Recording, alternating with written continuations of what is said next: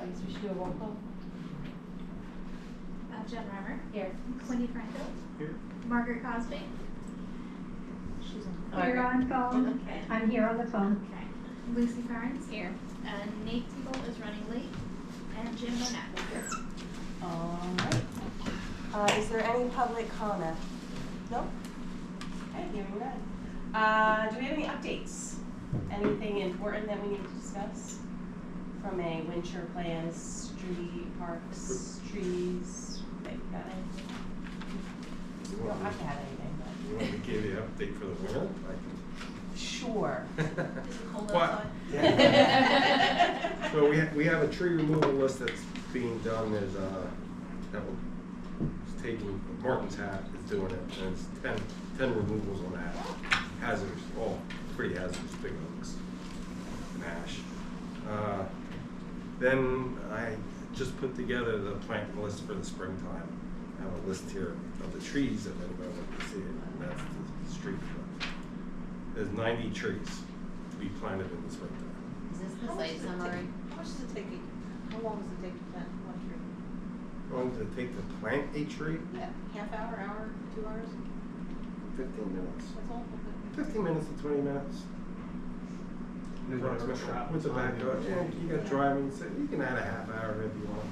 And then all the other stuff added into it where you have to go get them or we get them delivered. It depends on the nursery. Is that the site summary that has all these trees? Is that the list? That's the summary of all the trees we have and the species. Are these just the street trees, or are these? There's no park trees or anything being done. If they need park trees, they'll have to let me know. And this is all street trees, one at the pond, but that's along the street, so they're all street trees, all replacement trees. Pretty much so. There's one request from a resident. Almost what? 1,300 oak trees. Yeah. So it takes about 1 week, one person, and you probably have more than one person planting trees. To get those 90 planted? Yeah. And the other thing, we're going to a seminar in March, that's Monday the 10th and 11th, and Mason will be studying for his certified arborist to get his certified credits. Nice. The tree department, that's pretty much it, dealing with the cold. Yeah, please stay warm. Lucy, want to give us an update on Parklands? Yes, so Wendy, Margaret, and I met over Zoom on January 10th, and you've got my... And that, it's just the three of you on the committee, correct? And then you have Jean. Yes, we sort of looped Jean in on the plans and, you know, asked her for ideas. She's got a lot of them. But yes. So, yeah, it's taken a lot of thought, but I'm trying to distill, you know, the changes to the boxes that would be desirable to make this year. And I came up with a, you know, list of materials that would be needed. Right now, Ken Leister and Art Zidankwik are hard at work on making 13 new boxes for us. So we should have plenty to replace the ones that are in really poor shape or that are destroyed and need to be just replaced. And we might have, you know, 1 or 2 extra this year that we can hold in. Does it make sense after they get these 13 done to sort of put in another request and see if between the two of them we can get another 13? Because we have 32. Yeah. So it would be ideal to have that supply in place before. What's space like for, you know, storing some S boxes? I mean, worst case, we could keep them here in the basement. I think we can definitely find yeah. some space. Yeah, They've been barn. they're not very big. Yeah. Exactly. I could ask. What was the cost for the first 13? Do we know yet? You know, Ken quoted us a price of $20 a box, so I think that's $260. firm for the 8 that he's making. Okay, so it's $260. $20. Now, Art said, you know, he's just asking us to cover cost of materials, and you know, he estimated about $20 a box. So we're at we did meet up, you know, with Dwayne at Home Depot, and he picked out all the lumber. Also picked out the posts, some new U-posts. Unfortunately, the T-posts, I'm learning all about these posts, the T-posts that Ken Leister favors because they're much sturdier, but they require a kind of a custom-made mounting system that Ken is including on his boxes for us. But Art's boxes, he couldn't see a way that they could be mounted on the T-posts. So that's sort of something they take into consideration. If we keep ordering from Ken Leister, I mean, I'm not sure, you know, again, he's in his mid-80s. At some point, maybe his particular boxes won't be available. Questionable whether somebody else, you know, someone else might take over doing the exact same thing.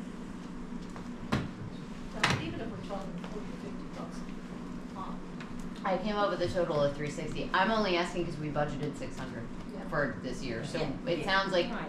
conservative. We have at least another 200. So the 5 U-posts and the lumber for the 5 boxes from Art, $153.24 was the amount at checkout at Home Depot. So you're right at 400. Yeah. So you have like another 200. Yeah, I think the goal would be to try and see if we can get another round out of both of them more to get us started so that we can do sort of slowly upgrade and change them out and then source out somebody else or see if Yeah. you guys want to go in first. Well, I'm also, I mean, yeah, there's Boy Scout project. there are Yeah. sources. There Yeah, are sources. yeah. But if we like, you know, again, let's wait till we get the boxes, Right. make sure, you know, they're easy to work with. And now Ken Leister, I suspect he makes boxes sort of all year round. Art, you know, I think the winter is his time for doing this sort of thing. Okay. The T-posts seem like the best setup. They are so much sturdier than the U-posts. Yeah. But Off and on, it seemed like a really nice setup. the T-posts don't have a, like, the They have ridges. they have It ridges. doesn't lay flat against, the box won't lay flat against the post. You almost have to ground a channel. Leister does that. He puts a channel in, plus a couple little extra depressions for those little nubbins to fit Yeah. right in. I mean, it's a very, very sturdy mounting system. So it's Do you think those U-posts, they are so much flimsier? I was thinking after I saw them, would it make any sense to consider binding 2 of them I together? was thinking the exact same thing. I think Yeah. that would help it a lot, yeah. Okay, they're Okay. pretty inexpensive, and, yeah, they're nothing like the T-posts in terms of durability, but maybe two together would be better, but, yeah. Okay. Yeah, so I think we're coming in I think it'd be a good well under idea budget, yes, to put the 2 together and wire them together and then put the box on. right, yeah, that's what I was thinking, okay. Okay. And you have people lined up to do The the monitoring. monitoring? Or Oh, not? I'll doubtless, yes, there will be people to do the monitoring. The question is how many more people might want to get in on it. I have not heard back from the woman who was last year's advisor for the environmental club at Wyomissing Junior Senior High, which makes me wonder if she's still in that position. But What about the fellow who emailed us with his daughter? Wendy, that's actually well, Wendy was saying there's a service club Yeah. at the junior senior high Yeah. that might, you know, yeah, so. It seems like the service club is much more active. The service club always needs projects. I know that. They're, So, yeah, always if we need can get projects, a so- contact there, I can get in touch. yeah. Chris Hennessy, I'm pretty sure is a woman. Yeah, I thought. Yeah. Oh, the name was hyphenated, which You is know what? I maybe. didn't, What? okay, Chris, So yeah. after, I initially thought the same too, Jen, but I'm like, Sorry. it's hyphenated, so probably. after She and her daughter. After the January 10th meeting of Margaret and Quinny and myself, I did get in touch with her again, and I just heard from her like 2 hours ago. You know, she teaches, Mhm. I found out they live in West Lawn, just on the border of Wyomissing, but they're not Wyomissing residents. And I asked her if we could kind of meet in person, so we could get to know her and see the artwork that she does, and she offered to show us, you know, samples of her nature journaling, and, you know, just to talk about how she and her daughter might get involved or contribute. So we're trying to set that up for Saturday, February 1st. For those that aren't aware what we're referring to, I was contacted by this Chris who saw the flyer we put up in the kiosk, basically saying, hey, if you're interested, please reach out, and someone actually reached out. So I forwarded that information on to Jen and Lucy, and then Lucy took the ball. But she does sound like she could be a huge benefit moving forward with some of the signage that we want to do, Yep. or just implementation of the Parklands plan. Yeah, she teaches English and art at Berks Catholic, and she is working towards a certification as a nature journaling educator with something called the Wild Wonder Foundation, which I went to their website and I'm like, wow, that's really cool. So she needs a project, a stewardship project, to help complete her certification. So she's really interested. If I recall, they do not need to be residents in the summer. Correct. Correct. Or in this case, just a volunteer. Right. Okay. Okay. Yeah, so I'm really happy with how things are coming along. I think we'll be in really good shape for this season. I'm gonna get in touch with Dwayne towards the end of February when there's no snow on the ground. So we can walk around and he can mark on the ground exactly where any boxes that need to be reinstalled or moved a little bit, exactly where they'll go, so his guys, you know, won't have any questions. So we'll walk around and do that hopefully in late February so that boxes can be up by the middle of March. Fantastic. Does anybody have any other questions on this? Okay. Number 5 is the Parkland for Stewardship study. Penn State Berks, did you reach out to them? I didn't have any notes where I was supposed to, and I was like, who's the one who brought up Penn State Berks? I'm the troublemaker. Are you the troublemaker? Yeah, I sent you the article. Oh, okay. I have not, but I can. I mean, you don't need to, I can figure out. I'm trying to, I remember the article. I have to go back and find it. Okay. Basically, there's no updates on that. So let's, I have a good update on the second one. yes, let's hold off on that and I will do something with this.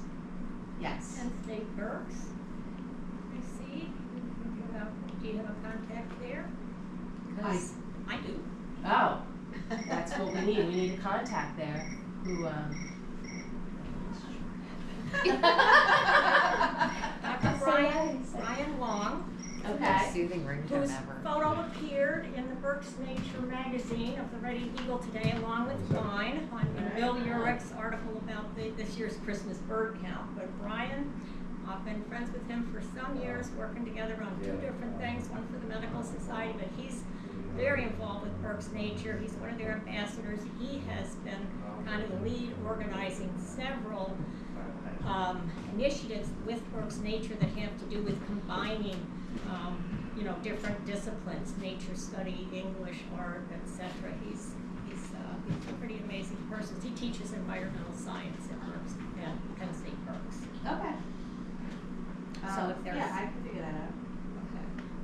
And we're trying to get them on board with Yeah. just volunteerism and partnership. Okay. Yeah, that's W-A-N-G.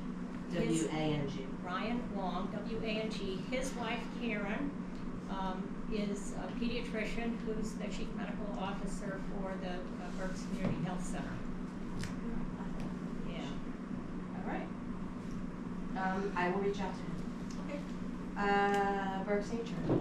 So Greg, Dwayne, myself, Larry Lloyd, and Brooke Leister from Berks Nature, and Terry Reid from the Rotary met on January 8th. That feels like a lifetime ago. It was only 2 weeks.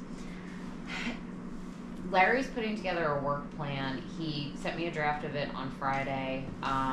Terry has also started the draft of our grant application. He's gotten approval from the local chapter of the Rotary to move forward with it.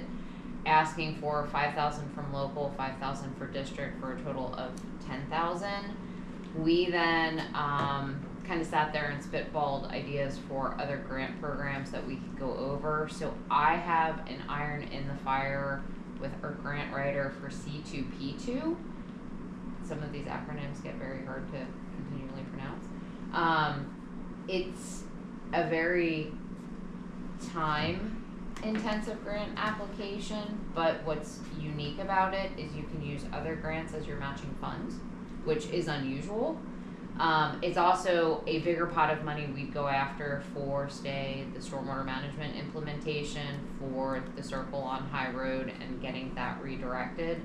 As part of that, Jim Babb at next week's MS4 Wyomissing Creek Coalition committee meeting, that's a mouthful, he is going to ask them if they would be willing, as the coalition, to pay for Nick Johnson, who is the engineer to the coalition, to put together a design and cost estimate to make those stormwater repairs, because we're going to need that as part of our grant application. So the hope is the Wyomissing Creek Coalition is willing to pay for Nick's time to get the design and the cost estimate that we need to do the grant application. Then we'd put the grant application in for that specific piece. We would potentially have 10,000 in addition to the 20,000 the borough budgeted to what we've talked about with Berks Nature and the Rotary and staff is taking, say, 100-foot section of the Wyomissing Creek, marking it off, removing invasives, and then replanting with natives. And that would be a combined effort of volunteers from the Rotary, borough staff, any other volunteers we have in the community that want to help out. Talking through some of the educational signage, looking at different things that Berks Nature has done, which it's not the picture I wanted. There's a picture in here somewhere. Oh, pictures are down here. Never mind. So, I mean, these are examples of educational signs that Berks Nature has up on their campus, and to me, this is maybe something more for our long-term permanent signage.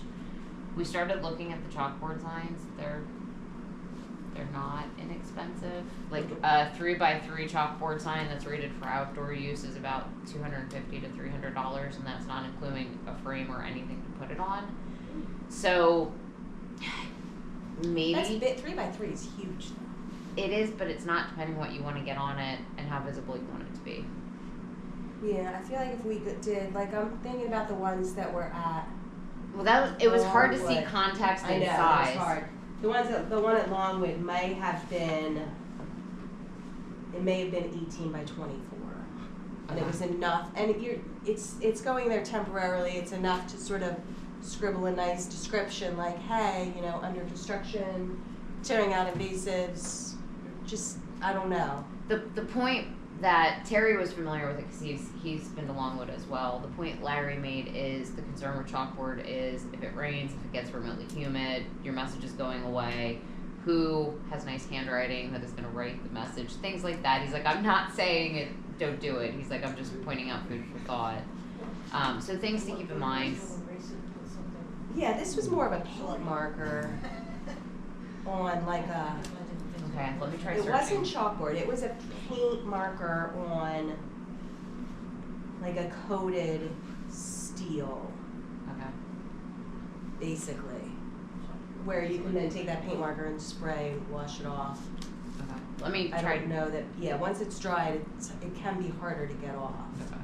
Let me try searching differently with different search terms. Yeah, to I see what tried doing comes up. searching, I was having a hard time. Lucy and I are also meeting with Kevin D'Acosta, who is the executive director of the Highlands, on Monday. I believe that's Monday. Yep, Monday. I mean, I'll let you share since you're the wealth of information regarding that. I'm there twofold. One, to support Lucy in the request that she's going to make regarding some saplings that the Highlands has, but also to give him an overview since the properties, the boroughs and the Highlands directly abut one another. Here's a copy. I've already sent him a copy of our plan, but do you have any specific questions? Do you want to know what we're doing? The intent is not to impact the Highlands in any way, shape, or form other than to maybe provide some additional green buffer space between the two properties. And then that's a nice segue, Lucy, into what you told me on the phone week and a half ago, which. Well, this sparked, just an idea in my mind. I don't know if it would be practical or not, but, residents on the grounds and maintenance committee that I'm on now, last spring, I don't know how many hundreds of little saplings from the for free from the 10 million trees project, and many of them are still in our tree nursery. We had to establish a tree nursery for these things. In October, Dr. Eve Kimball went up and did a census in the tree nursery to see which ones still seem to be alive.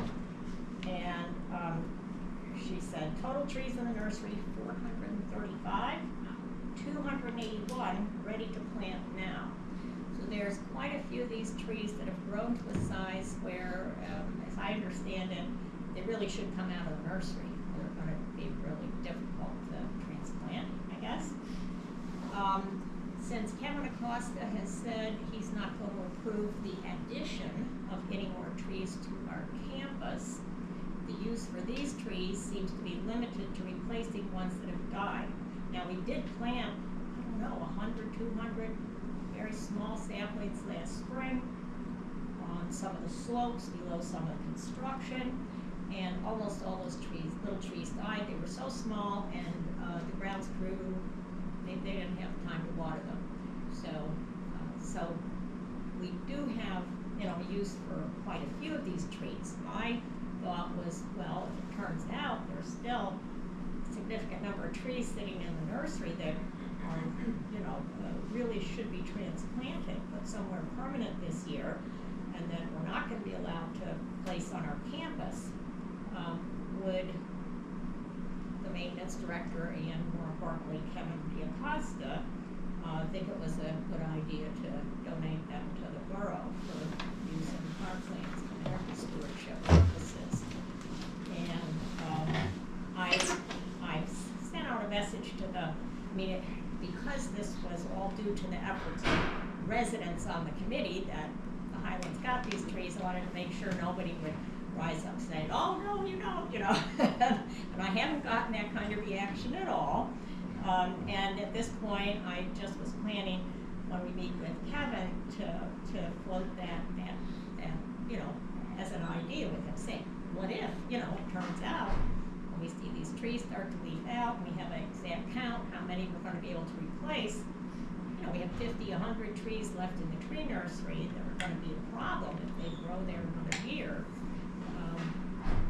Would you have any objection if they were donated to the borough? I shared your email with Larry from Berks Nature. Yeah. The only 2 points he made were, one, depending on the size, we'd have to put shelters around them to protect them from the deer. Oh, yeah. So keep in mind that. And two, if they're dormant, ideal planting time would be either March or October. So Right. working around Dwayne and the guy's schedule. But if we have enough advance notice, I would think we could potentially accommodate that. Just, something to, put out there. And so if Kevin had no objection, then I could work with members of the committee to try to get an exact count of how many little dead saplings we're going to be able to replace. And,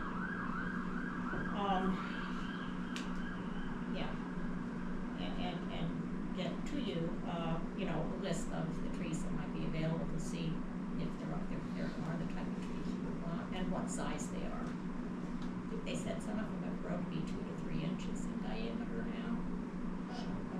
A lot of I'm thinking they're Yeah. still tiny. Yeah. Like they're Wow. Yeah, I'm like, just dig a My little hole. brother-in-law buys like 1,000 trees at a time, and they're this big. He's like, Yeah. oh, like really? Or especially, Come back up a bunch of when years 990 old of them trees die. that are bursting out of their Okay, tubes. yeah, so they're.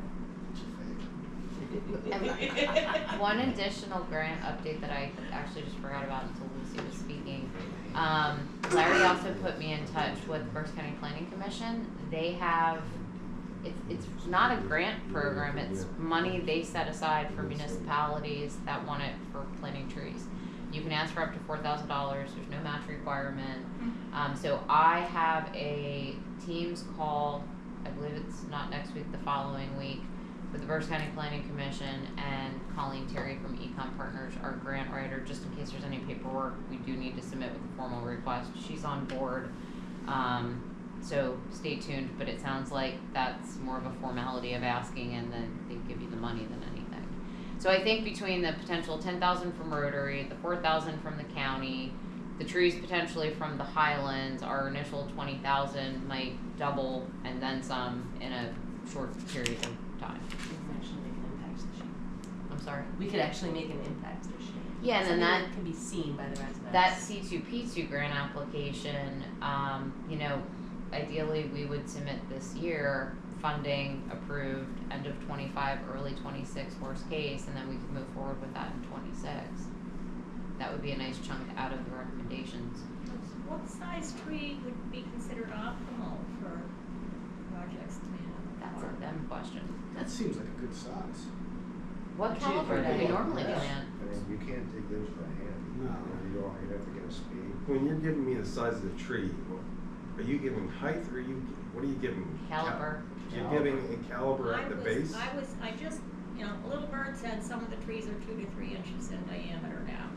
The ones that are coming out of the, I saw a photo recently, out of the deer tubes are about as high as I am, 5 feet. And some of the willows anyway are another 3 feet or more, you know, the foliage over the top, just roughly. Are you? But yeah, I don't have any idea what sort of an ideal. Because you size guys already, is. you already ordered trees for Like- 20. Yeah, for the street trees, that's Those are Yeah, straight. okay. for the parks, but what I was Okay, getting okay. to is Yeah, you might need a spade, somebody to come in with a spade to dig them out, to do it correctly. yeah. You can't dig. A You can't- spade is you won't be able to dig like it. a machine? You could, Okay. yeah, so you have to get somebody to come in with a tractor with a spade. Yeah. They're in the ground. I guess, I They would are have to in see the the ground. size. Yeah, you would, yeah. Yeah, you don't have to stick them up. What you doing Monday morning, Greg? Huh? So what you doing Monday morning? And I'll just And that's make, not a tool we have. no, No, that's a nursery tool. Yeah. There's no reason for us to have that. and I'll just make one But comment. there's people that do it. Yeah. The only negative Kevin and some of the residents might see about this plan to change the management of that strip of grass between the pine plantation and the Highlands is that there are many park walkers who walk that strip from the gravel lot of Cambridge, you know, over towards the park barn.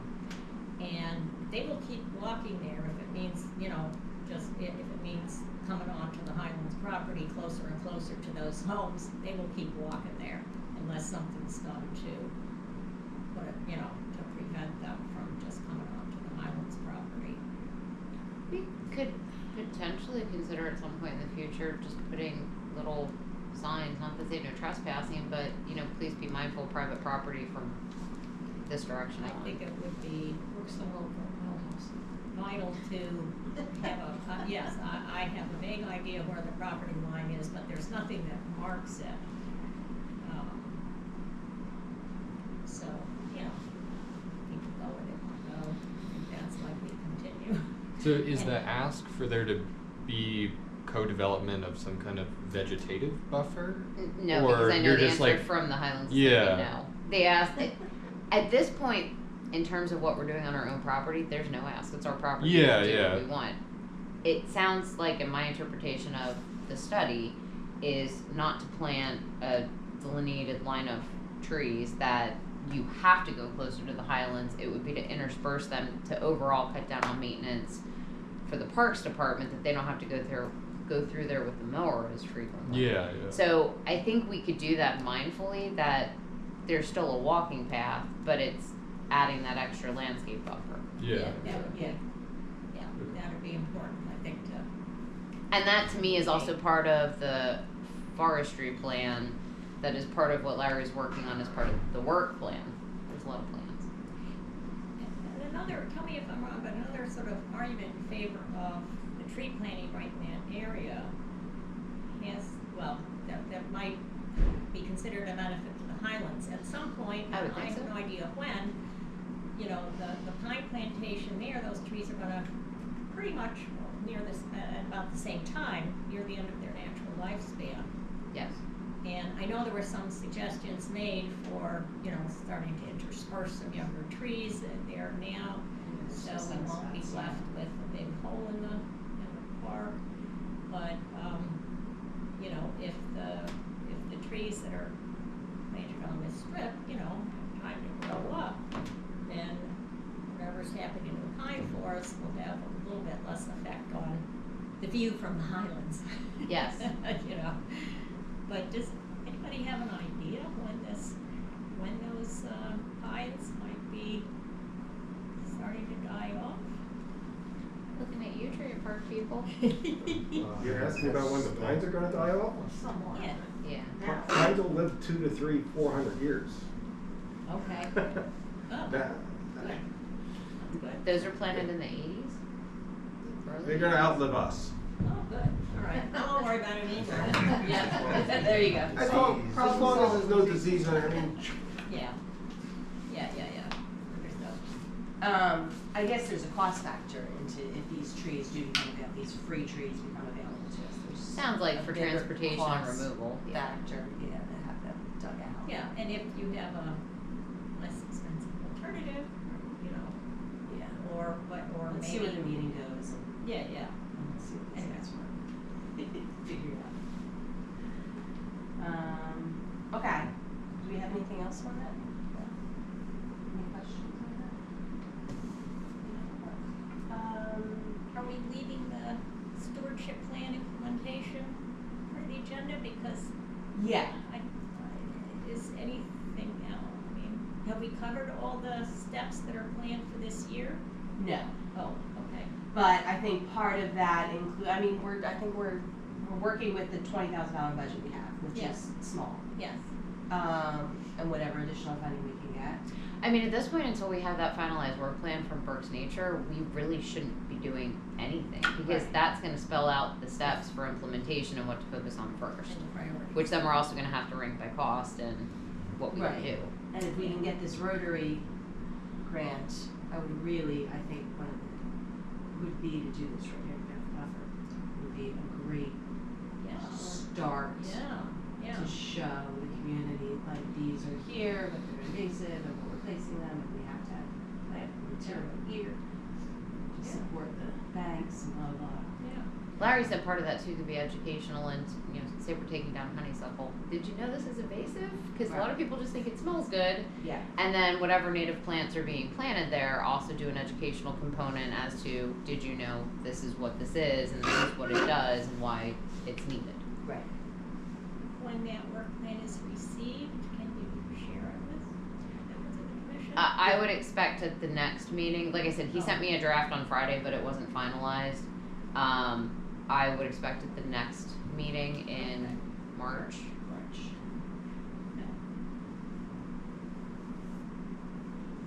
Okay. Yeah, I think we're slowly trying to get things put together. The Eagle Scout projects, I do not have any updates. I do. You do?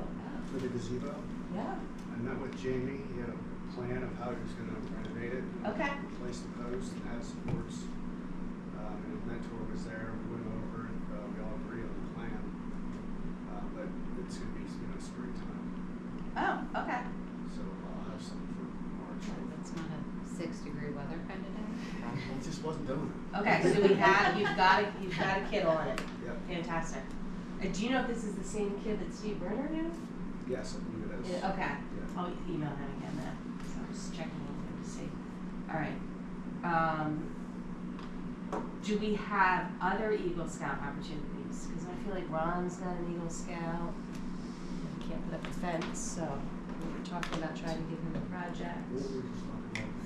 What was the other one? Birdhouses. The building birdhouses. I know in the past Yeah. that one Eagle Scout project was to repair and replace that bridge. Bridge, yeah. Are there any that? We have another bridge by the pool. The one with the hole in it? Right. Yeah, they got cut out of the Stonehouse project. Correct. So yeah, that's another potential one. Okay.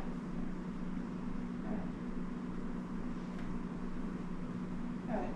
I just want to keep the ideas on the table, so So if we get boys unions, okay, anything else on the Eagle Scouts? New parking area for the Meadow Trail. So we talked about this at the last meeting or no? We did, Or did and we I get to the last meeting, right? You and Greg were going to go. I did, yeah, I went over with Jim. Jim and I met over there. There we have some pictures. And now they said it needs to be put back by year anyway.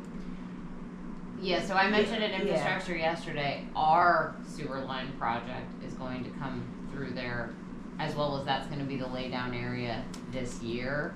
So, I mean, that's good because there's not money in this year's budget to do this anyways, so we have time to get an actual cost estimate together if that's not already done, and then keep it for budget discussions in the fall. I thought we weren't paying for it. Yeah, I thought that they had to return it to the previous state, and Jim thought that turning it into a landscape parking lot, would not be any more expensive than yeah. returning it to this, so they wouldn't care. I think the only money would be where the blacktop is. Yeah. Oh. Yeah. His sidebar comment to me after the last meeting was that he would have to run through Spring and WaxCon, since the way the project was actually bid, this would effectively be a change order. And what does that look like? Does that look like them giving us money to sit on until we're ready to do it in the future, knowing that we're gonna reuse this as our own laydown area this year, so there's no point having them complete the work? Do they come back in 2 years? I don't know that he ever got an answer from Spring since then, but I mean, it's something we can circle back to. So this project's gonna wrap up, and we're pretty closely gonna step right in there and start our project. I would expect spring-ish. Okay, so. Do you know if the oncoming project is it gonna affect very much the same strip of land along the creek? Was it gonna move further away from the creek? I'm wondering about, putting up one of the two birdhouses that was taken down for this project last year, moving it further from the creek, maybe, 30 feet or so more into the meadow. But I didn't wanna go to the trouble of doing that. I think it's more from Evans. I don't think they're going back to the creek on That this. side. Because I right think now it's it would be mostly out within the those road. orange. And then back behind the school. Oh, Yeah, okay. some of it, because part of this is upgrading the connection specific to the Highlands. So, part of it is gonna go through the Parklands. Could you send me like an aerial photo or a map showing the location of the box in question, and when Jim gets back from vacation, he's the one who knows specifically where that line is and is gonna be replaced. Yeah. And I can get you an answer. Thanks. Okay. I went and walked it with Jim, and I like the idea. I don't think it's gonna impact the Parklands at all. I think it's a great spot for overflow parking, so I don't know if this is something we, at this point, consider tabling or moving on to council. So it's on the books for when. You could table it, but leave it on the agenda until we get closer to. That way we don't forget about it. Bless you. Okay, I make a motion to table recommending to council keeping all or portion of the parking area on the north side of Old Mill Road. All those in favor? Aye. Okay. Yeah, we'll talk about it again in March. It doesn't seem like it's gonna happen anytime soon, but I'm curious to find out what the plan is with the money that they would be spending to, fix it. Yada, yada. Okay. Cool. Anything else on that? I got none. Okay, the next is Sophia's Make-A-Wish shade structure plaque. Do we all know Sophia Macrina? Her father was the rec director a little while Parks back. and Rec director Parks at and that Rec time. director a few years back. Her mother works over at Wyomissing Hills. I know them both vaguely. Sophia passed away This past December. Oh, over the summer. Yeah, December was like last month. December feels like 8 months ago. Yeah, Sophia passed away. But basically there was a shade structure put up at Happy Hollow Playground, which Dan acquired through the Make-A-Wish Foundation for Sophia. Do you know the background on Sophia's? For Make-A-Wish? No. What did she pass from? I can't remember. I mean, I remember Dan telling me at the time that it was so rare it didn't even have a name. Yeah. It would potentially be named after her. Yeah, she's been in a wheelchair. And not she was in and out immobile of CHOP and- for yeah. a good portion of her short life. So basically, Dan's mother, Linda, had come to Randy with the request that perhaps we could put a plaque up in honor of Sophie on the shade structure. I did some background checking with Michelle and with Phyllis, because I didn't want to set a precedent to put a plaque on something that was purchased by the borough. We in fact did not purchase it, we installed it, but it was put there so that Sophia had a place in the shade to be in the park, and Linda, without Dan and Vanessa's knowledge, wanted to get this plaque put up as a surprise for them. I kind of am going off of the precedent of we're putting the plaque on the structure that the Rotary Club did, and I feel like this falls in suit. Dan got the funding for it, we had it installed, so we'd like to put a plaque on there that would fit the confines of whatever we can put it on there, as well as whatever confines we set up for the Rotary Club plaque, brass plaque, blah, blah. So it's consistent, small, straightforward. Does anybody have any questions on this? Since we don't own Happy Hollow, we need the permission of the school district. That's a good question. Okay. We just lease it. I didn't know. Yeah, okay. Well, I think we Can we would go go with the school forward. district since we're checking with them about something else? Yeah, I would say I would like to, if there isn't any other discussion or we can have discussion, I would like to make the motion to approve recommending council approve the installation of a plaque. Do you want to do So long subject as it's to? Subject, yeah. Subject to approval Subject by to approval by the WASD. school board. Well, also Consistent with, the plaque on the bench that was used, that was sponsored by Rotary. The plaque that's still not up? yes, Yeah. yeah, Details. yes. That's Details. the wording of the plaque then? No. No. No, I think just, approval of installation of a plaque that meets the requirements provided as per the law. Second. All those in favor? Aye. Any opposed? Aye. No? Okay, the ayes have it. So we will send that, I sent Linda an email this morning, I didn't know if she wanted to show up or not today, letting her know that it would hopefully get passed here, it will go to council in February, and she'll know mid-February, and we'll reach out to her at that point. With this.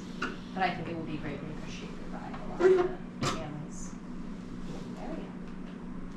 Okay, number 9, amendment to the property maintenance code regarding weeds, grass regulations. This is something that Nate and I have been working on, in trying to maybe bring some of our code sections into the current century and make them more environmentally friendly.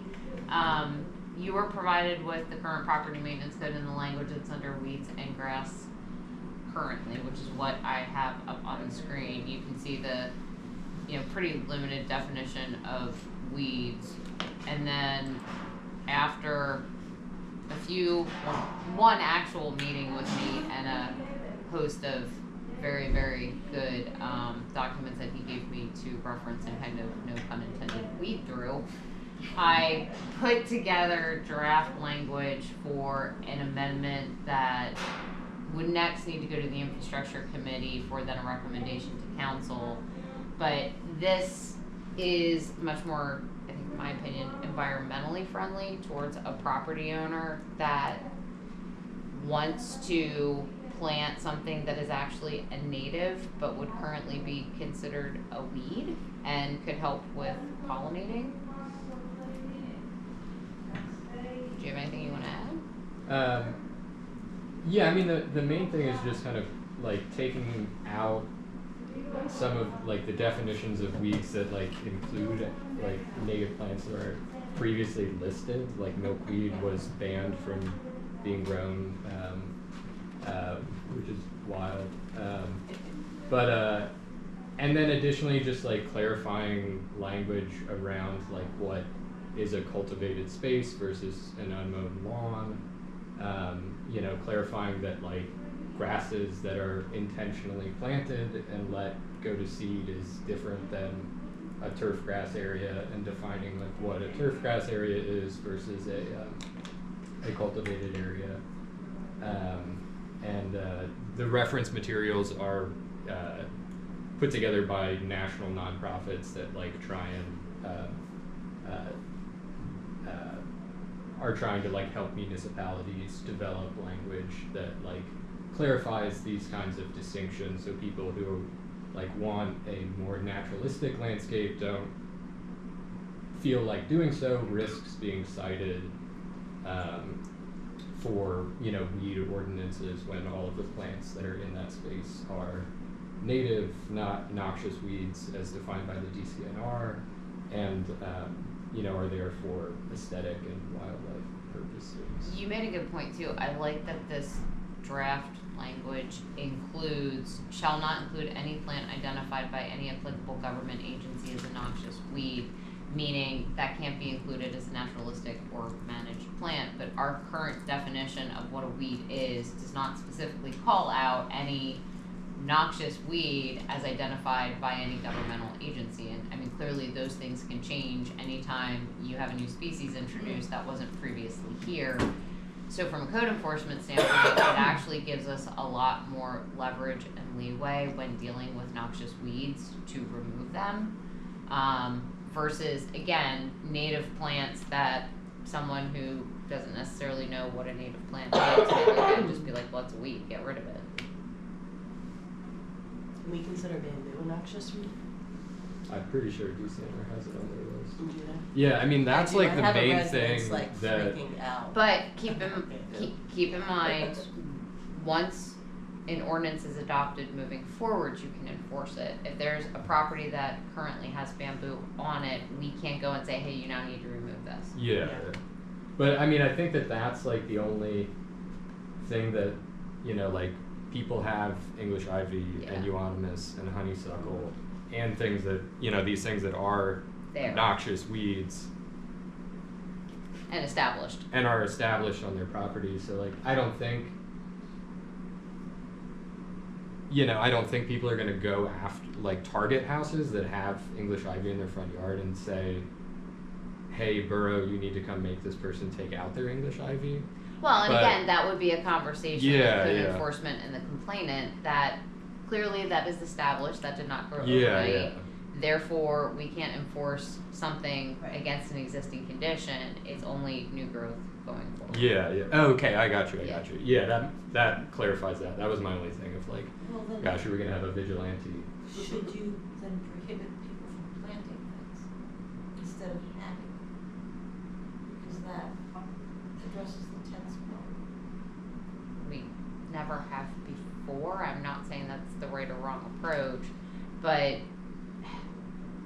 I mean, if you're being required to cut or remove any weed to a height of less than 10 inches at all times, it's not going anywhere.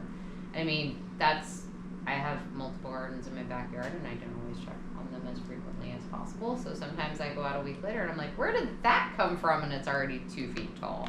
I mean, that's gonna happen. That's, again, no pun intended, the nature of the beast. Yeah. Full of puns today. I think just making sure the language is in there, which it is, it can't exceed a height of 10 inches. Because then the right thing to do if you're that property owner is just pull it out so you never have to deal with it again. Yeah. Hopefully they do that, but if not, they're keeping it to a height of less than 10 inches, it's not going anywhere.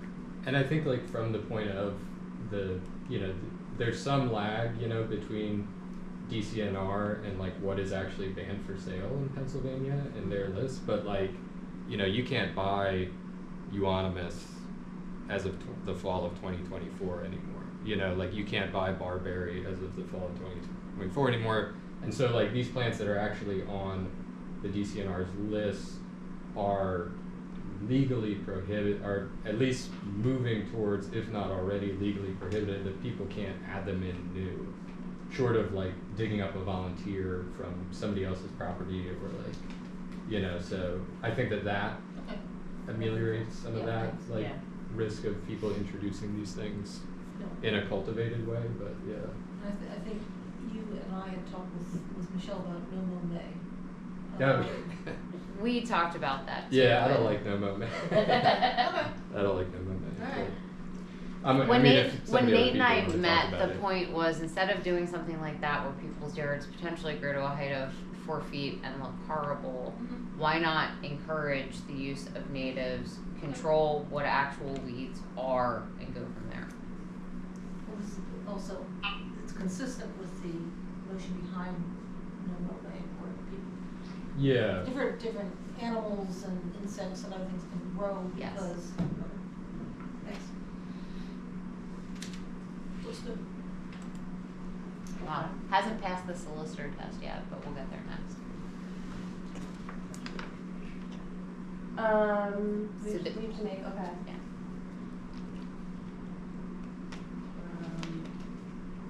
Sorry, I lost my place. That's freezing. Time B. Okay, would someone like to make a motion to approve recommending infrastructure committee review and approve the draft amendment language of the property maintenance code? Second. All those in favor? Aye. Any opposed? No, okay, the ayes have it. Okay, Park and Shade Commission vacancies. Well, we have 2 alternates right now. None have which been able to show up to the meetings yet. Oh. So I'm hesitant, Amy did make it to the first meeting via phone. I'm hesitant to move either one of them up, into the seat if they're not able to attend meetings. So I would like to just sort of table this. I thought about, I thought about re-advertising the seat as well. Seeing if we get more interested people and sort of go from there. So I think I could reach out and I could have Randy repost it. We could throw it back up on the website, see if we get any more candidates. One of your prior candidates is unfortunately now also deceased. Yes. And the other candidate, we were going to move into a alternate seat if we moved one of our alternates up. I'm not sure I want to necessarily move him directly up to a seat. So at this point, we're just going to hold off.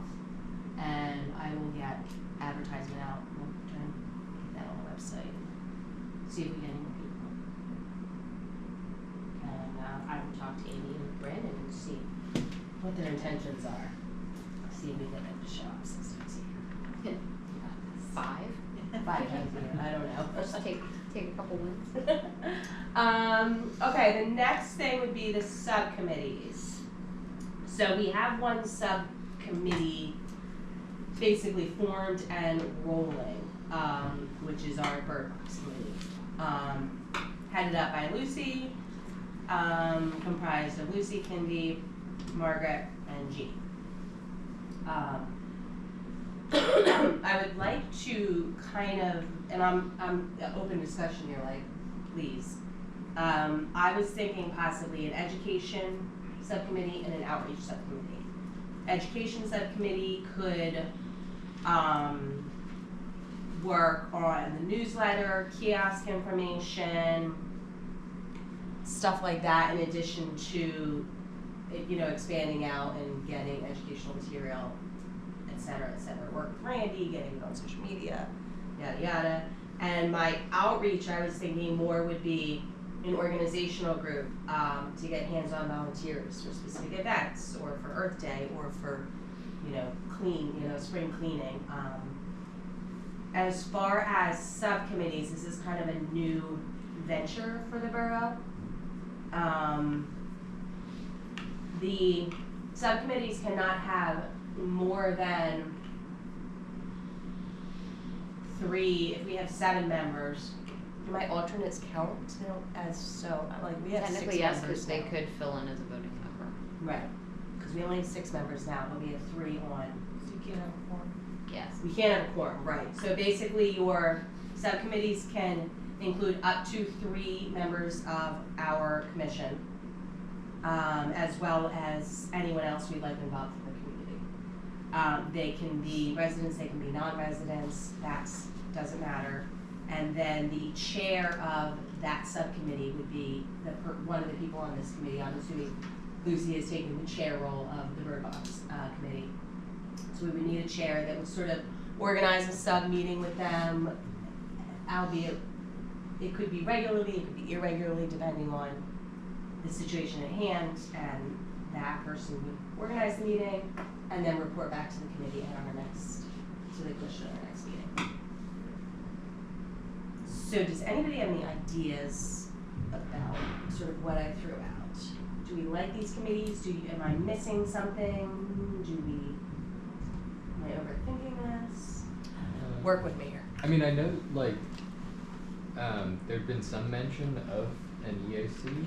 That would be its own separate thing and not a subcommittee. Well, Or, the EAC was something we still want to make happen. That was developed by Jan and the Refuse and Recycling Committee.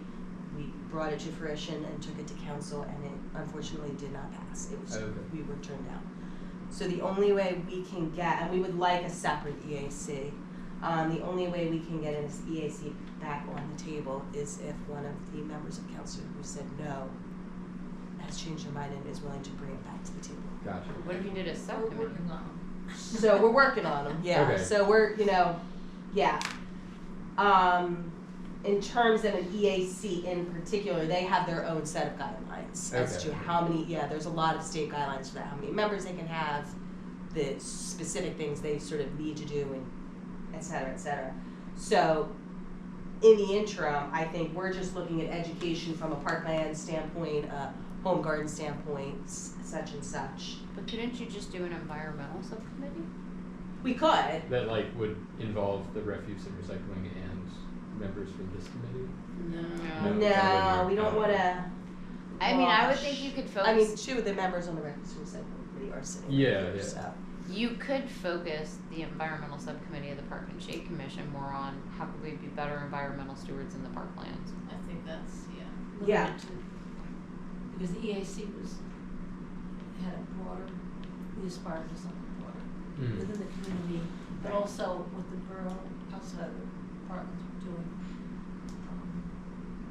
Yeah, I mean, there was talks of like trying to go plastic bag free, like a whole larger. Got it, okay, got it. Very radical. Yes, environmental, as far as stewards of the parkland. Now, would that be in addition to an education and an outreach? Or would that replace, or could it be combined with something? I would suggest not getting too ambitious at the beginning. Don't stretch, Less is don't stretch the resources. Okay. I'm reminded of the fact that in the Parkland Stewardship Plan, a real emphasis was placed on, bringing the community along with what and why we're doing what we're doing. So I do think a really important contribution some of us can make has to do with, education and outreach. I mean, all those activities serve Right. that purpose, and it'd be really good to have a way of making progress outside of these every 2 months meetings. Yeah, those two suggestions were great, I just want too many. Yeah, I mean, outreach would be very minimal on a day-to-day basis. I mean, outreach would be like, okay, Earth Day's coming up. Let's get the chair of outreach to organize some hands who want to help with what we want to do in terms of Earth Day event. Or, Parkland says we're allowed to come in and help rip out invasives, and we organize a day with them, and that outreach lead would sort of help get the information out. We would hopefully develop a team of people who are interested in volunteering and say, all right, are you interested in volunteering? We will call upon you and let you know what events are coming up and if you are able to partake.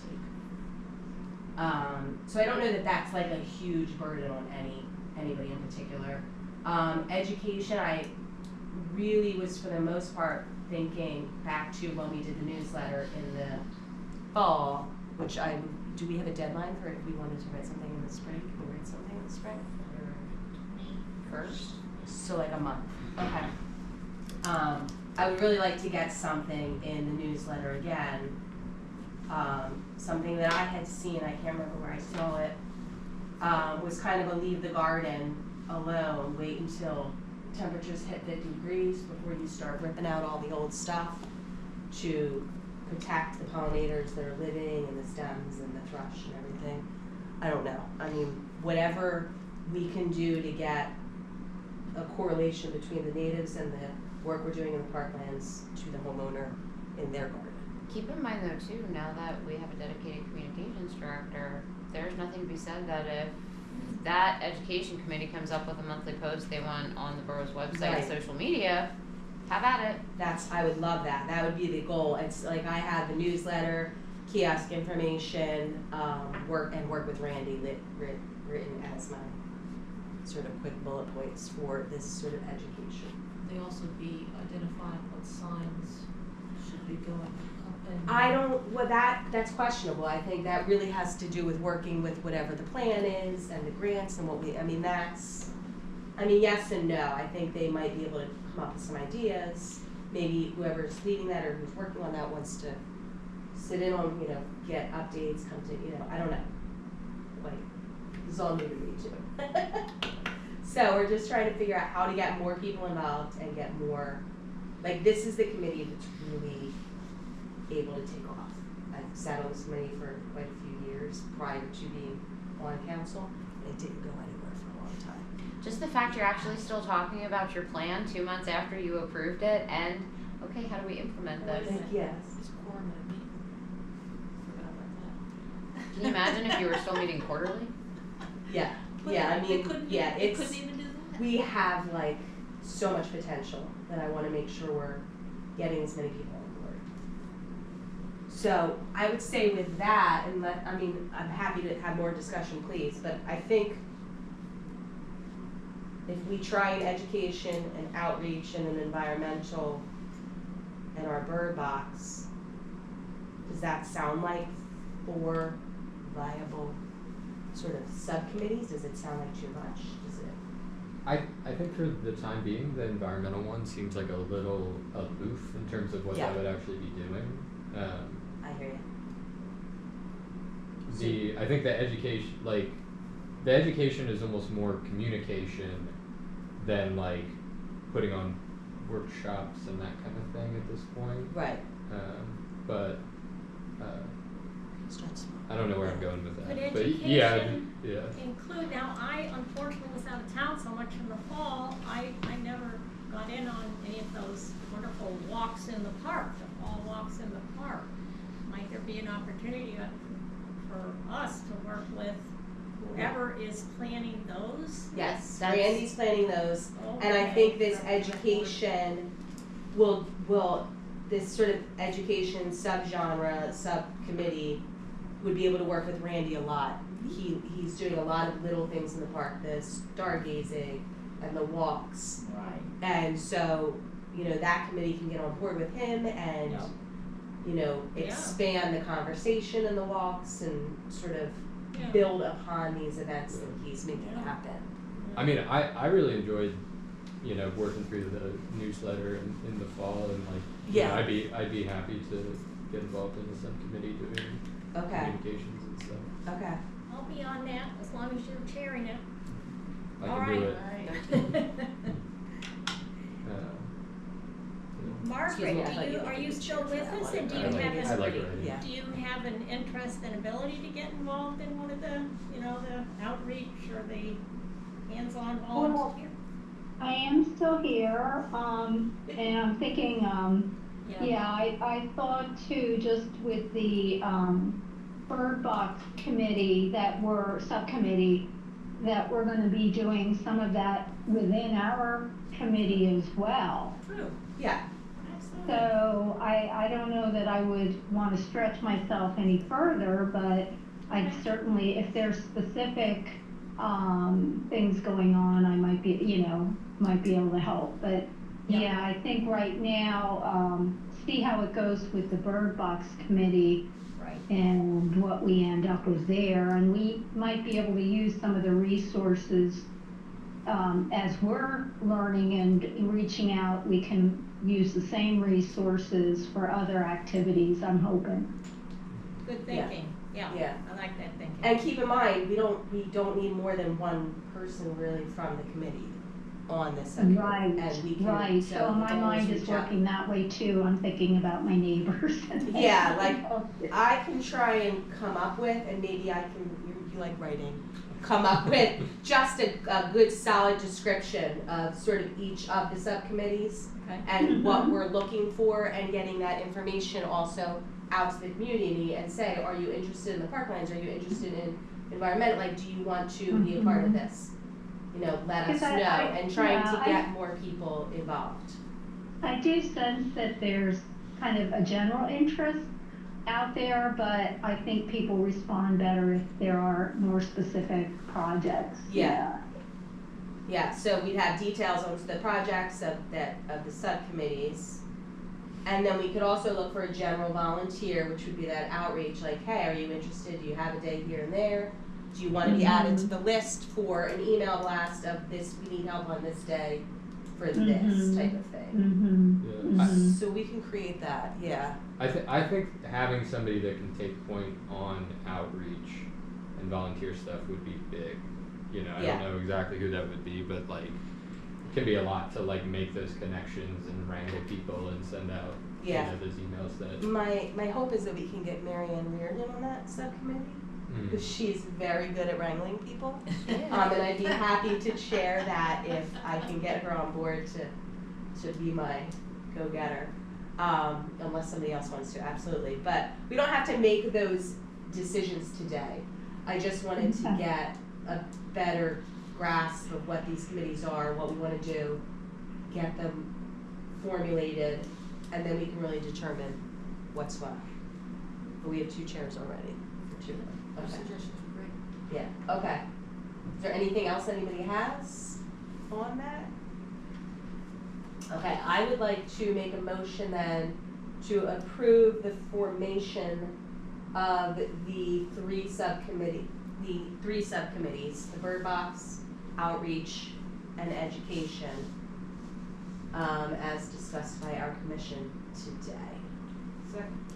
All those in favor? Opposed? You guys have it.